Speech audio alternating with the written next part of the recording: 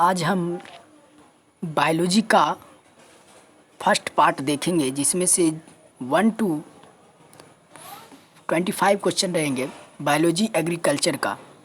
जो BCC exam यहाँ पे आप देख रहे होंगे, यहाँ पे लिखा हुआ है introductions for BCC exam biology in Hindi, मतलब हिंदी में। इंग्लिश मीडियम चाहे तो इंग्लिश मीडियम में आप अगर कमेंट करते हैं तो उसमें भी हम बता सकते हैं।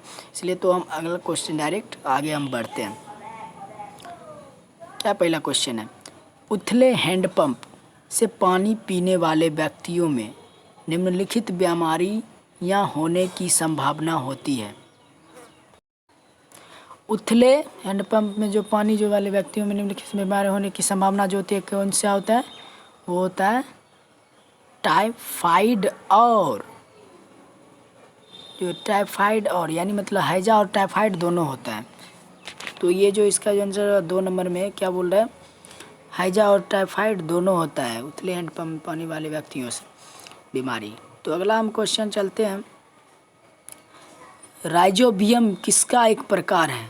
राइजोबियम जो किसका एक प्रकार है? तो सहजीवी जीवाणु यानी बैक्टीरिया का एक प्रकार है। तो अगला हम क्वेश्चन चलते हैं, हमारे शरीर को ऊर्जा किससे प्राप्त होती है? हमारे शरीर को जो ऊर्जा कार्बोहाइड्रेट से प्राप्त होती है। किससे होती है प्राप्त? कार्बोहाइड्रेट से। तो अगला हम क्वेश्चन चलते हैं, एक व्यक्ति को प्रतिदिन आवश्यकताओं की पूर्ति के लिए औसतन कितनी वायु की आवश्यकता होती है? तो 250 से 265 kg का इसमें जो है आवश्यकता होती है प्रतिदिन एक व्यक्ति को। अगला क्वेश्चन हम चलते हैं, बैसिलस थ्यूरिंजियसिस उसका उदाहरण है। तो ये जो है जैवनाशी का है। क्या है? जैवनाशी। अगला हम क्वेश्चन चलते हैं, फलीदार पौधों में किस प्रकार की जड़ें पाई जाती है? तो आप पढ़े होंगे 12th वगैरह में जकरा जड़ या सूलो जड़ ऐसे कुछ करके। तो इसमें जो है ग्रंथिका जड़ें इसमें पाई जाती है। तो अगला क्वेश्चन हम चलते हैं, प्रकाश संश्लेषण निष्पादन करने की क्षमता वाले पादप निम्नलिखित में से किस एक जीव प्रकार के अंतर्गत आते हैं? इसका जो होगा स्वपोषित ऑटोट्रॉफ। क्या होगा इसका? स्वपोषित ऑटोट्रॉफ। अगला हम क्वेश्चन चलते हैं, एक्यूपंक्चर है क्या? सुई चुभोकर बीमारी का इलाज। सुई जो चुभोकर जो बीमारी का इलाज करते हैं उसको हम एक्यूपंक्चर कहते हैं। जैसे कि आप भी सभी सुई वगैरह लिए होंगे, तो बीमारी का जो इलाज होता है सुई आप लिए होंगे तो पता ही चलता होगा, उसी को हम एक्यूपंक्चर कहते हैं। तो इसलिए हम अगला क्वेश्चन चलते हैं, निम्न प्रजातियों में से कौन सी दांत वाली व्हेलों में विशालतम है? तो क्या है? Sperm whale. क्या है? स्पर्म व्हेल जो है निम्न प्रजातियों में से दांत वाली व्हेलों में से विशालतम है। तो अगला हम क्वेश्चन चलते हैं, विषाणु क्या कहे जाते हैं? विषाणु जो है एक अकोशिकीय कहा जाता है। विषाणु जो है अकोशिकीय कहा जाता है। तो अगला क्वेश्चन हम चलते हैं, क्वेश्चन नंबर 11, प्याजों के छिलके उतारने पर आंसू आते हैं क्योंकि प्याज निष्कासित करते हैं। क्योंकि प्याज क्या निष्कासित करते हैं जिससे आपके आंखों से आंसू गिरने लगते हैं? तो सल्फेनिक अम्ल।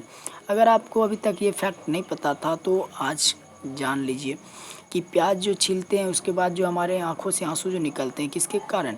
तो सल्फेनिक अम्ल उससे निकलता है, इसलिए हमारे आंखों से आंसू निकल जाते हैं।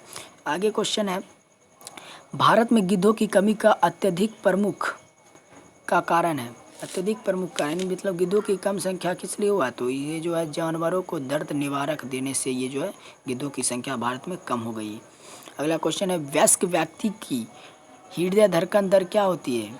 तो आप सभी को पता होगा कि एक वयस्क व्यक्ति की धड़कन जो आप सभी को लगभग पता होगा कि प्रति मिनट 70 से 80 बार धड़कता है धड़कन प्रति मिनट, यानी नहीं कि प्रति सेकेंड बल्कि प्रति मिनट आपको 70 से 80 बार ये धड़कन आपको धड़कता है। ऐसे तो नॉर्मली कहा जाए तो 1 मिनट में आपका अगर 72 बार धड़कता है तो नॉर्मल है, या 60 सेकंड में 72 बार या 75 बार, या लेकिन इसमें दिया है 70 से 80 बार, तो 80 बार तक आपका सही है धड़कन। ये फैक्ट अगर अभी तक आपको नहीं पता था तो जान ले। अगला क्वेश्चन चलते हैं, गाय का दूध पीले सफ़ेद रंग का होता है जिसका कारण उसमें निम्नलिखित में से किसकी उपस्थिति है? तो कैसीन के साथ साथ कैरोटीन इसमें रहता है। क्या होता है? कैसीन के साथ साथ कैरोटीन होता है। तो अगला हम क्वेश्चन चलते हैं, राइजोस्फीयर, राइजोस्फीयर शब्द निम्नलिखित में से किसने गढ़ा था, यानी किसने ये मतलब दिया था राइजो, तो हिल्टर ने दिया था, हिल्टनर ने दिया था ये राइजोस्फीयर नाम। अगला क्वेश्चन चलते हैं। पनीर जिसको हम चीज़ कहते हैं बनाने में किस किण्वक का प्रयोग होता है, ये जो है रेनिन किण्वक जो होता है जिसके कारण ये चीज़ का जो किण्वक के प्रयोग के कारण जो ये पनीर बनाने में कार्य आता है, रेनिन के कारण। अगला क्वेश्चन है, किसी माध्यम में सभी सूक्ष्म जीवों को नष्ट करना कहलाता है, किसी माध्यम में सभी सूक्ष्म जीवों को नष्ट करना कहलाता है क्या चीज़, तो ये जो होता है स्टेरिलाइजेशन, स्टेरिलाइजेशन कहलाता है। ठीक, तो अगला हम क्वेश्चन चलते हैं। फोटोफास्फोरिलेशन, फोटोफास्फोरिलेशन का अर्थ है, फोटोफास्फोरिलेशन का अर्थ है एडीपी से एटीपी बनाना, एडीपी से एटीपी बनाना, क्या है एडीपी से एटीपी बनाना। तो जैसे और एक होता है आरएनए से डीएनए, डीएनए से आरएनए, तो एडीपी का उतना हम फुल फॉर्म नहीं जान रहे हैं, अगर कोई जान रहे हैं तो इसमें कमेंट जरूर कीजिएगा।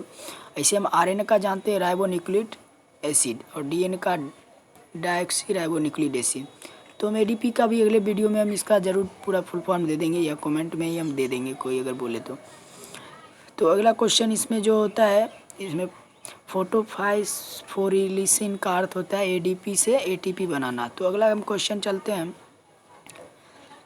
पोषकों का वायुमंडल में जिन कुछ सूक्ष्म जीवों की सहायता से पुनर्चक्रण होता है उन्हें क्या कहते हैं, उन्हें अपघटक कहते हैं। क्या कहते हैं, अपघटक। अब अगला क्वेश्चन हम चलते हैं।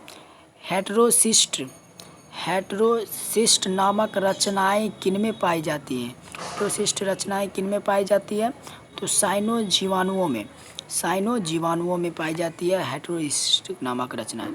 तो अगला हम क्वेश्चन चलते हैं। कुनेन किससे निकाला जाता है, कुनेन किससे निकाला जाता है, तो कुनेन जो है सिनकोना प्लांट्स यानी सिनकोना पेड़ से निकला जाता है, पेड़ से। अगला क्वेश्चन है, जब पौनों की कोशिका को सांद्र नामक के घोलन में रखा जाता है तब निम्न में से कौन सी घटनाएं घटित हो जाती हैं, तो जीव द्रव कुंचन होता है उसमें। अगला क्वेश्चन चलते हैं 23 नंबर, अब देख रहे होंगे 23 नंबर। वे सूक्ष्म जीव जो सड़े गले पदार्थों को सरल पदार्थों में बदल देते हैं कहलाते हैं, कौन सी कहलाते हैं, अपघटक कहलाते हैं। तो अगला क्वेश्चन हम फिर चलते हैं। नवजात बछड़े को खीस पिलाना चाहिए क्योंकि इसमें होता है, नवजात बछड़ों को क्या चीज़ पिलाना चाहिए, खीस। तो इसमें क्या चीज़ होता है खीस पिलाने से, इसमें जो होता है एंटीबॉडीज बनता है, एंटीबॉडीज बनता है। तो अगला हम क्वेश्चन चलते हैं। ग्रीन हाउस प्रभाव मुख्यतः वायुमंडल में किसकी वृद्धि के कारण होता है, किसकी वृद्धि के कारण होता है, ग्रीन हाउस प्रभाव मुख्यतः वायुमंडल में किसकी वृद्धि के कारण होता है, तो इसका आंसर जो आपका होगा कार्बन डाइऑक्साइड, कार्बन डाइऑक्साइड। तो इसी पर मेरा वीडियो आज समाप्त होगा। अगर आप मेरे चैनल पे नए हैं तो सब्सक्राइब भी ज़रूर कर दें और बेल आइकन की को भी दबाएं, और मेरे वीडियो को जितना हो सके शेयर कीजिए ताकि जितने बच्चे इसमें तैयारी कर रहे हैं तो उनको भी मदद मिले। ये बायोलॉजी का पार्ट 1 है, फिर पार्ट 2 अगले वीडियो में आपको मिल जाएगा, हम इसके वीडियो के डिस्क्रिप्शन में दे देंगे पार्ट 2 का लिंक। आप जो है थोड़ा ये मेरे चैनल को सपोर्ट करते रहिए, इसी तरह आपको हम वीडियो देते रहेंगे रोज़ाना, तीनों पार्टों का, यानी जो होगा चारों, यानी फिजिक्स केमिस्ट्री मैथ बायो, और जो लिए हैं फिजिक्स केमिस्ट्री बायो उनको मैथ की ज़रूरत नहीं है, अगर वो नॉलेज के लिए पढ़ना चाहते हैं तो मैथ ले सकते हैं। तो इसलिए जो है आप मेरे चैनल को सब्सक्राइब करते रहिए, और इसी बात पे हम अपना ध्यान देते हैं। और आप सभी जो जितने भी वीडियो अगर आप पढ़ते हैं या देखते हैं तो उसको एकदम पूरा एकदम क्या बोलते हैं फोकस दे के पढ़िए, ताकि जो है आपको पूरा आ जाए। ठीक, फोकस दे के अगर आप पढ़ते हैं तो आपको पूरा ज़रूर आता है। और कम से कम देखिए आपको हम 25 क्वेश्चन देते हैं, तो 25 क्वेश्चन किसको नहीं याद होगा। आजकल ज़माने में आप 12th पास हो गए, आपको 25 क्वेश्चन ज़रूर याद होगा। इसलिए आप जो है 25-25 ही देते हैं, ताकि 25-25 ही, ताकि आपको थोड़ा याद हो जाए। और अगले पार्ट में देते हैं जिसका आपको इंतज़ार रहे। और अगर आप कमेंट करेंगे तो हम रोज़ाना पार्ट 2 करके देंगे, 2 पार्ट का वीडियो, अगर कमेंट करते हैं तो। ठीक है, तो मैं यहीं पे अपना वाणी अब समाप्त करता हूँ। All the best all student, यानी मेरे यूट्यूबर चैनल से जो जुड़े हुए हैं। Thank you.